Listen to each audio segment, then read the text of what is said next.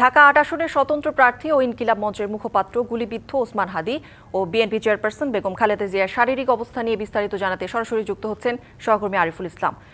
আরিফ, শুরুতে একটু জানতে চাই যে ওসমান হাদির শারীরিক অবস্থার সবশেষ পরিস্থিতি কি, এবং একই হাসপাতালে তো বেগম খালেদা জিয়াও ভর্তি রয়েছেন, তার বিষয়ে নতুন কোনো তথ্য পেয়েছেন কিনা জানাবেন।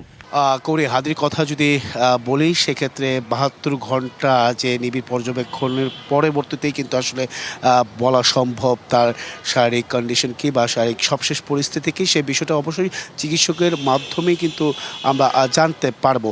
এর বাইরে আসলে এখন পর্যন্ত চিকিৎসকদের পক্ষ থেকে কোনো ধরনের তথ্য আমাদের কাছে পৌঁছায়নি বা দেওয়া হয়নি।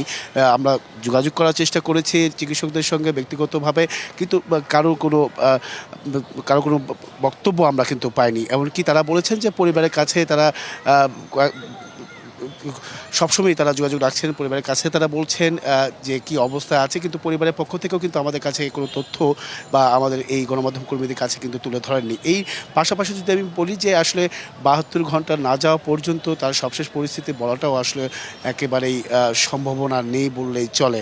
তো এই ক্ষেত্রে বিভিন্ন সকাল থেকে দেখেছি আমরা বিভিন্ন নতুন এবং ফিরে আসা গ্রাহকদের জন্য নগদে চলছে ক্যাশব্যাক সহ প্রতিদিন হাজারো উপহার জেতার সুযোগ। হবে আশা আর ফেরা, সারপ্রাইজ সেরা।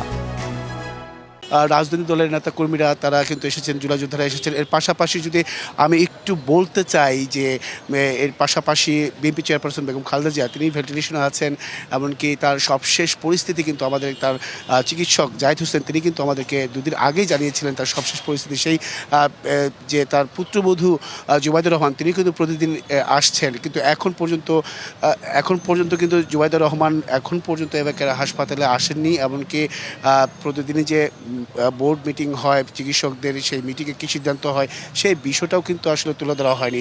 তো সব কিছু মিলে বলা যায় যে দু তরফ থেকে কোনো বক্তব্য আসেনি, যেহেতু তাহলে অপেক্ষা করতে হবে আসলে সবশেষ পরিস্থিতিটা কি বেগম খালেদা জিয়া এবং কি হাদির, পরবর্তী আসলে অপেক্ষা করা ছাড়া কিছু করার নেই। তো এই ছিল আসলে এখান থেকে সবশেষ করি।